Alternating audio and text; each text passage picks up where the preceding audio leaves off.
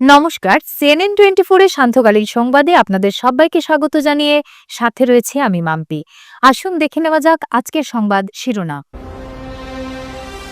সুপ্রাকান্দি এলাকায় ভয়াবহ দুর্ঘটনা, গুরুতর আহত বেশ কয়েকজন, খবর পেয়ে ঘটনাস্থলে মন্ত্রী কৃষ্ণেন্দু পাল।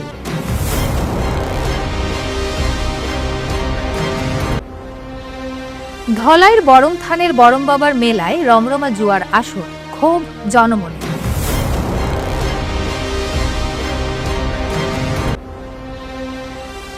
শ্রীভূমির পার্ককে শ্রী করে তোলার প্রচেষ্টা সমাজকর্মী মুন্নি ছেত্রী এবং পবিত্র রঞ্জন রায়ের।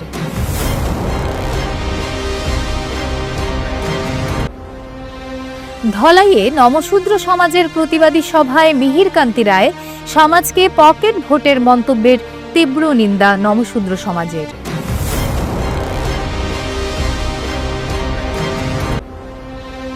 অবশেষে শিলডুবির নিখোঁজ যুবকের মৃতদেহ উদ্ধার, চাঞ্চল্য। এবারে সংবাদ বিস্তারিত। অসম ত্রিপুরা সংযোগে ৮ নম্বর জাতীয় সড়ক সুপ্রাকান্দি এলাকায় ভয়াবহ দুর্ঘটনার ঘটনায় চাঞ্চল্য ছড়িয়েছে। বৃহস্পতিবার রাতে সংঘটিত এই দুর্ঘটনায় বেশ কয়েকজন যাত্রী আহত হয়েছেন। পরিবহন বিভাগ যানবাহন নিয়ন্ত্রণ রেখে চলার নির্দেশনামা দেওয়া সত্ত্বেও বেশিরভাগ চালক নিয়ম লঙ্ঘন করায় যাত্রীবাহী বাস দুর্ঘটনার মুখে পতিত হচ্ছে। এদিন চালকের অবহেলায় ভয়ঙ্কর দুর্ঘটনা সংঘটিত হয়। তীব্র গতিতে গাড়ি চালিয়ে যাওয়ার জন্য নিয়ন্ত্রণ হারিয়ে ট্রাভেলার গাড়ি দুর্ঘটনার মুখে পতিত হয়। যাত্রীবাহী ট্রাভেলারের চালকের চূড়ান্ত অবহেলার জন্য দুর্ঘটনাটি ঘটেছে বলে যাত্রীরা জানান। অসম ত্রিপুরার সংযোগী ৮ নম্বর জাতীয় সড়ক সুপ্রাকান্দি এলাকায় ঘটে ভয়াবহ দুর্ঘটনা। অন্তপক্ষে ৩০ জন যাত্রী ছিলেন, এর মধ্যে বহু সংখ্যক যাত্রী আহত হয়েছেন। খবর পেয়ে ঘটনাস্থলে পৌঁছন মন্ত্রী কৃষ্ণেন্দু পাল। তিনি পুলিশ প্রশাসনের সঙ্গে আলোচনা করে আহতদের দ্রুত চিকিৎসার ব্যবস্থার জন্য পরামর্শ দেন। পরে স্থানীয় জনগণের তৎপরতায় আহতদের প্রেরণ করা হয় শ্রীভূমি অসামরিক হাসপাতালে। আহতদের মধ্যে জনকয়েকের অবস্থা সংকটজনক। অ্যাকচুয়ালি এটা করিমগঞ্জ থেকে নিবিয়াচারাকের উদ্দেশ্যে রওনা, যতটুকু জানি আমরা জানি। টাইম আনুমানিক ৯টার সময় এটা দিকে যাতে সুপ্রাকান্দি চারিয়া এটার রাস্তার মুখ এই মাধ্যমে একটা অ্যাক্সিডেন্ট হয়েছে। এই গাড়িটার নিয়ন্ত্রণ আর এই অ্যাক্সিডেন্ট হয়েছে। কিছু সংখ্যক মানুষে কৈছে ড্রাইভার চেঞ্জ করা হয়েছে। চেঞ্জ করার ক্ষেত্রে অন্য ড্রাইভারের নেশাগ্রস্ত অবস্থায় আছিল, নিয়ন্ত্রণ হারাইয়া এই জায়গাতে অ্যাক্সিডেন্ট হয়েছে। টোটাল কতজন ইনজিওর্ড হয়েছেন? ইনজিওর্ড টোটাল 30 জন। 30 জন মারা গেছে নি? মারা গেছে না এখন পর্যন্ত, কিন্তু সিরিয়াস এখন পর্যন্ত 4 জন খুব বেশি সিরিয়াস। দীপাবলি বা অন্যান্য উৎসব এলেই বিভিন্ন স্থানে জমে ওঠে রমরমা ঝান্ডিমুন্ডার জুয়ার আসর। পেশাধারী জুয়ারিরা সুযোগ বুঝে খালি করে দেন সাধারণ মানুষের পকেট।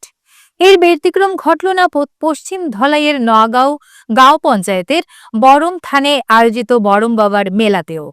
বরম বাবার মেলা উপলক্ষে মঙ্গলবার থেকেই বরম থান এলাকায় শুরু হয় জুয়ার আসর। ধোয়ারবন বিলাইপুর পূর্ত সড়কের বরম থান ত্রিমুখীতে অনুষ্ঠিত হয় বুধবার ঐতিহ্যবাহী বরম বাবার মেলা। কিন্তু সেখান থেকে পশ্চিম দিকের একটি টিলার উপরে বসে যায় ঝান্ডি মুন্ডার আসর। সূত্র মারফত খবর, বুধবার সেখানে 14টি জুয়ার ডাব্বা নিয়ে বসেন পেশাদারী জুয়ারিরা। একসময় দেখা যায় মেলার তুলনায় জুয়ার আসরেই বেশি মানুষের ভিড় জমে উঠেছে। গভীর রাত পর্যন্ত চলে এই খেলা। এদিকে স্থানীয় বাসিন্দারা এলাকায় এই ধরনের অসামাজিক কার্যকলাপের আয়োজন হওয়ায় তীব্র অসন্তোষ প্রকাশ করেছেন। তাদের অভিযোগ, এলাকার কিছু দালাল এবং অসাধু ব্যক্তির মদতে ব্যক্তিগত স্বার্থসিদ্ধির জন্য এমন অবৈধ কর্মকাণ্ড পরিচালিত হচ্ছে। অন্যদিকে বুধবার বরম বাবার মেলা উপলক্ষে বরম থান ত্রিমুখীতে সহস্রাধিক মানুষ ভিড় জমান। সর্বত্রই ছিল উৎসবের আমেজ ও ধর্মীয় আবহ। তবে মেলার আনন্দে ছায়া ফেলে জুয়ার আসরের এই বেহাল চিত্র। স্বচ্ছ ভারতে যোগ দিয়ে পার্কে ডাস্টবিন উপহার দিলেন পবিত্র রঞ্জন রায়। উল্লেখ্য, বিগত কয়েকদিন থেকে সোশ্যাল মিডিয়ায় শ্রীভূমি শহরে থাকা শম্ভু সাগর পার্কের নোংরা পরিবেশ নিয়ে সমালোচনার তীব্র ঝড় বইতে দেখা যায়।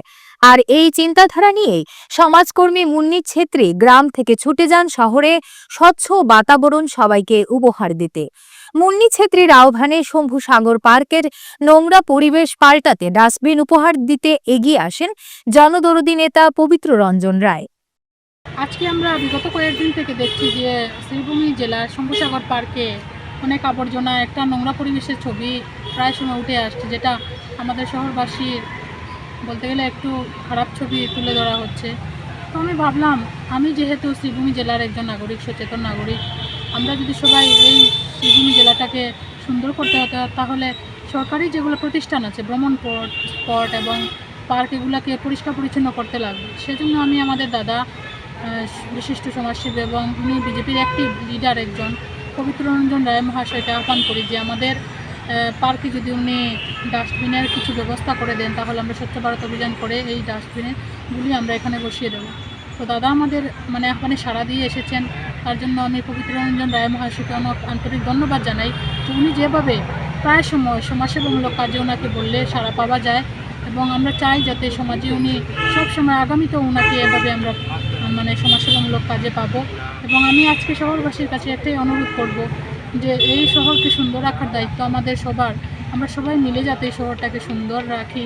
আমরা যেগুলো আমাদের ক্ষমতা অনুযায়ী আমরা অল্প ডাস্টবিন এখানে বসিয়ে যাব, আপনারা চেষ্টা করবেন আশেপাশে আবর্জনা না ফেলে এই ডাস্টবিনের মধ্যে ফেলানোর। এবং পুরসভার কাছে আমার অনুরোধ থাকবে যে আপনারা যাতে যে আবর্জনাগুলো সংগ্রহ করা হয় সেই গাড়িকে যাতে নির্দেশ করে দেন যে এখানে যেগুলো আবর্জনা আছে সেগুলো নিয়ে যায়। এবং এখানে আরও অনেক সমস্যা আছে, এই পার্কে লাইট নেই বা বিভিন্ন সমস্যা আছে, ওগুলোতে যাতে সবাই এগিয়ে এসে এই শহরকে সুন্দর করে তোলেন, এটাই আমার অনুরোধ থাকবে সবার কাছে। ধলাইয়ে নবশূদ্র সমাজের প্রতিবাদী সভায় মিহিরকান্তি রায় সমাজকে পকেট ভোটের মন্তব্যের তীব্র নিন্দা জানালো নবশূদ্র সমাজ। সম্প্রতি ২৬ বিধানসভায় প্রার্থী হিসেবে জনমত আদায় করতে বিজেপি জিপি ঘুরে বেড়াচ্ছেন গঙ্গানগর রুকনি জেলা পরিষদ সদস্য মিহিরকান্তি রায়। এতে কিছু সংখ্যক জনগণও তাকে সমর্থন করছেন, কিন্তু নবশূদ্র সমাজ তার নিজের পকেট ভোট মন্তব্য করেন মিহির। এতে ধলাইয়ে নবশূদ্র সমাজে তীব্র প্রতিক্রিয়ার সৃষ্টি হয়েছে। তীব্র নিন্দা ও ক্ষোভ প্রকাশ করে নবশূদ্র সমাজের বিশিষ্টজন সহ অন্যান্যরা। বৃহস্পতিবার দর্মিখাল জিপি কার্যালয় কমিউনিটি হলে এক প্রতিবাদী জনসভা অনুষ্ঠিত হয়। জনসভায় ক্ষোভ প্রকাশ করে বক্তারা বলেন, ধলাইয়ে দীর্ঘদিন থেকে বিজেপির সমর্থনে কাজ করে আসছেন তারা, কোনোদিন কারো ব্যবহার হননি। 5 বার বিধায়ক হিসেবে নির্বাচিত হয়েছেন পরিমল শুক্লবৈদ্যকেও বর্তমানে সাংসদ নির্বাচিত হয়েছেন, কিন্তু ধলাইয়ে উপনির্বাচনে জয়ী হয়ে বিধায়ক নির্বাচিত হয়েছেন নিহার রঞ্জন দাস। দল বিজেপি থেকে যাকে প্রার্থী করেছে তারা তাকে সমর্থন করেছেন, কোনো ব্যক্তি কেন্দ্রিক হয়ে কাজ করেননি তারা। নবশূদ্র সমাজে বিভিন্ন গ্রাম থেকে আগত মুরব্বীগণ এবং সমাজের লোক এখানে একত্রিত হয়েছে, আমরা সবাই মিলে। আর আমরা আপনাদের মাধ্যমে, এই সোশ্যাল মিডিয়ার মাধ্যমে আমরা এই সন্দেশ দিতে চাই, আমরা নবশূদ্র সমাজ কারো জাতপাত নিয়ে আমরা কখনো রাজনীতি করি না আর করব না। আমরা কারো সাপোর্টে আমরা থাকবো না, আমরা কারো পকেট মানি নয়। বলেছিলেন কিছু কিছু সোশ্যাল মিডিয়ার মাধ্যমে এসেছিল যে আমরা যে এই নবশূদ্র সমাজ একটা পকেট মানি হিসাবে, কিন্তু আমরা কারো পকেট মানি নয়। আর আমরা আগামী দিনে আমরা হলাম সবাই ভারতীয় জনতা পার্টির লোক, ভারতীয় জনতা পার্টির কার্যকর্তা। আমরা দল যাকে টিকিট দেবে, দল যাকে মনোনীত করবে, আমরা তারই সঙ্গে থাকব এবং দলকে জিতিয়ে নেওয়ার আমাদের দায়িত্ব। এবং যিনি এই বিধানসভায় যিনি মনোনীত হবেন ওনাকে আমরা পুরোপুরি আমরা নবশূদ্র সমাজ ওনাকে সাপোর্ট করে যাব। অবশেষে বৃহস্পতিবার শিলডুবি প্রথম খণ্ডের খাল থেকে নিখোঁজ যুবকের মৃতদেহ উদ্ধার হয়েছে। যুবকের নাম দুর্গাচরণ গোয়ালা, বয়স 41। দুর্গাচরণ শিলডুবি প্রথম খণ্ডের বাসিন্দা। সে নিখোঁজ হওয়ার পর তার পরিজনদের সন্দেহ দুর্গাচরণকে খুন করে মৃতদেহ ফেলে দেওয়া হয়েছে খালে। এদিন তার বাড়ি থেকে কিছু দূরে একটি খালে তার মৃতদেহের সন্ধান মেলে। পরিবারের সদস্যরা জানিয়েছেন, গত মঙ্গলবার সকালের দিকে দুর্গাচরণ বাড়ি থেকে গরু চড়াতে বেরিয়েছিলেন। তার বাড়ির পেছন দিকে রয়েছে একটি ফিশারি। দুর্গাচরণ বাড়ি থেকে বের হওয়ার কিছুক্ষণ পর যারা ওই ফিশারি রক্ষণাবেক্ষণ করেন তাদের মধ্যে 7-8 জন দৌড়ে তাদের বাড়িতে আসেন। আগন্তুকদের হাতে ছিল দুর্গাচরণের গামছা। তারা দুর্গাচরণের বাবার কাছে অভিযোগ করেন দুর্গাচরণের নামে।